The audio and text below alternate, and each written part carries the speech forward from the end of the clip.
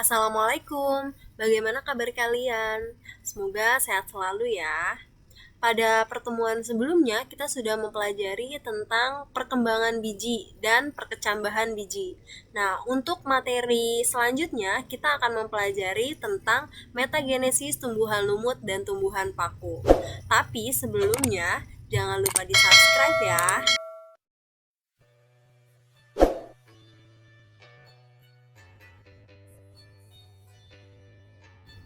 Di sini kita akan mempelajari tentang metagenesis tumbuhan lumut dan metagenesis tumbuhan paku. Pertama kita ke tumbuhan lumut. Di sini kita bisa lihat gambar dari tumbuhan lumut ya. Kita pasti sehari-hari pernah melihat tumbuhan lumut seperti di pinggiran sungai, di batu-batu yang lembab, di tempat-tempat lembab dan lain-lain. Ya. Nah, di sini juga ada struktur tumbuhan lumut, di mana di sini ada dua bagian, yaitu ada sporofit ini dan ada gametofit.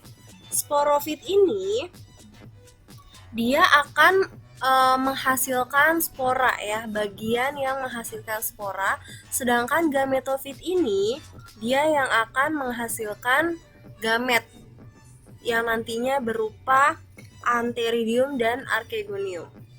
Ya. Lanjut. Nah, di sini ada metagenesis tumbuhan lumut. Kita mulai dari nomor 1 nih, dari tumbuhan lumutnya. Tapi biasanya kalau untuk bagan itu dimulainya dari spora, ya.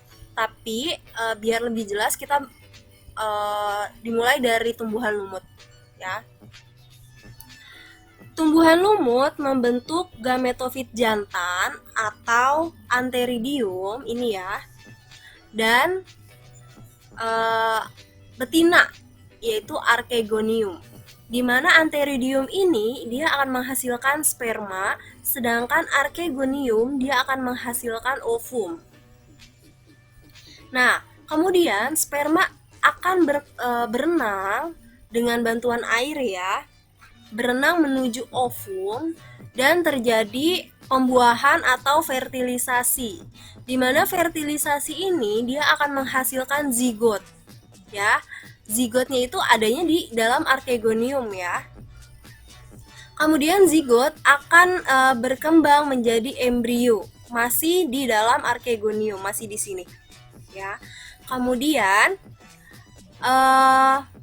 berkembang lagi menjadi sporofit ya. Nih sporofit yang tadi di bagian atas ya. Kalau ini kan gametofit ya, tadi kan cuman ininya doang, gametofitnya doang. Nah, kemudian setelah itu berkembang menjadi sporofit, udah ada sporofitnya ya.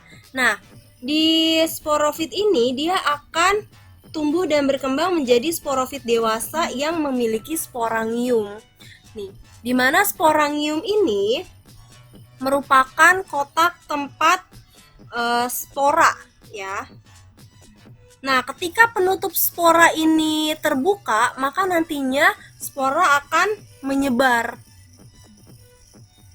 Kemudian spora akan jatuh di tempat yang lembab atau tempat yang baik untuk pertumbuhan lumut.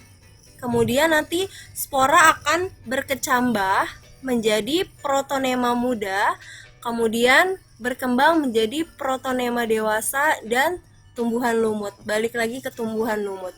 Ya, itu adalah metagenesis atau pergiliran keturunan tumbuhan lumut. Ya, jelas ya. Kemudian lanjut. Di sini ada bagan metagenesis tumbuhan lumut. Ini bagannya. Ya, dimulainya dari spora. Kalau tadi dimulainya dari tumbuhan lumut, ya. Spora dia akan berkembang menjadi protonema yaitu atau lumut muda, kemudian berkembang menjadi gametofit atau tumbuhan lumut dewasa. Di mana tumbuhan lumut dewasa ini memiliki archegonium atau sel kelamin betina dan antheridium yaitu sel kelamin jantan ya. Sel kelamin betina atau archegonium ini akan menghasilkan sel telur, sedangkan antheridium atau sel kelamin jantan dia akan menghasilkan spermatozoid, ya. Kemudian spermatozoid akan membuahi sel telur dan akan menghasilkan zigot. Kemudian zigot tersebut dia akan berkembang menjadi sporofit atau sporogonium, ya. Nanti sporogoniumnya ini dia akan menjadi sporangium yang memiliki spora, ya, kotak spora, ya. Nanti balik lagi ke sini. Nanti sporanya jatuh di tempat lembab, dia akan berkembang lagi. Itu dimulai lagi dari awal. Itu adalah bagan metagenesis tumbuhan lumut. Lanjut kita ke tumbuhan paku. Di sini kita bisa melihat tumbuhan paku nih. Ya. Nah, di sini kita bisa jelas melihat sorus, di mana sorus ini adalah tempat menyimpannya spora, ya. Ini ada tumbuhan lumutnya, tumbuhan pakunya. Ya, lanjut. Di sini ada metagenesis tumbuhan paku, ya, dimulai dari tumbuhan pakunya. Tapi kalau untuk bagannya biasanya dimulainya dari spora, ya. Kita mulainya tapi dari nomor 1 dulu, yaitu dari tumbuhan paku atau sporofit. Nah, tumbuhan paku yang sudah dewasa itu di daunnya, di bawah daunnya itu memiliki sorus atau tempat spora.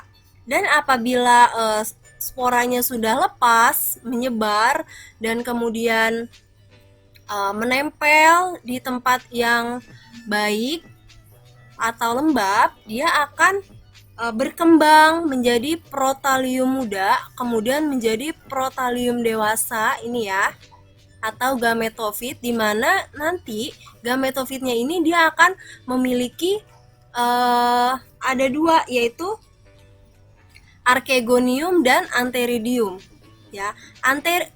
Antheridium ini adalah sel kelamin jantan, sedangkan archegonium ini adalah sel kelamin betina.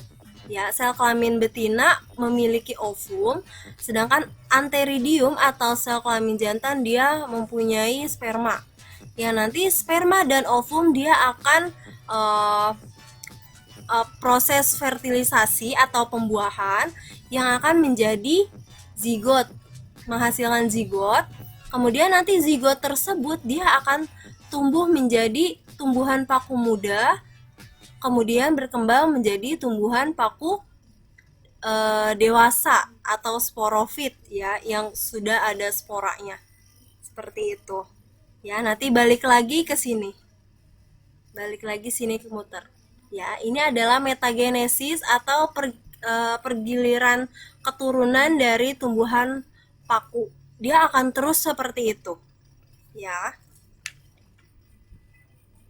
Kemudian di sini ada bagan metagenesis tumbuhan paku. Di sini ada bagannya, ya. Dimulainya dari spora. Nanti spora itu akan berkembang menjadi protalium, di mana protalium ini atau tumbuhan paku dia memiliki antheridium atau sel kelamin jantan dan archegonium sel kelamin betina. Sel kelamin jantan dia akan menghasilkan sperma, sel kelamin betina dia akan menghasilkan ovum. Kemudian ovum dan sperma akan melakukan pembuahan atau fertilisasi yang akan menghasilkan zigot. Nanti zigot itu akan berkembang menjadi tumbuhan paku. Ya, tumbuhan paku atau sporofil. Ya, nanti sporofilnya ini akan berkembang menjadi sporofit dewasa yang menghasilkan sorus di sporangium ini. Nanti adanya sorus, di mana sorus itu adalah tempat dari spora. Nanti balik lagi ke sini, ke atas. Ya, itu tadi metagenesis, bagan metagenesis juga dari tumbuhan lumut dan tumbuhan paku. Ya, terima kasih.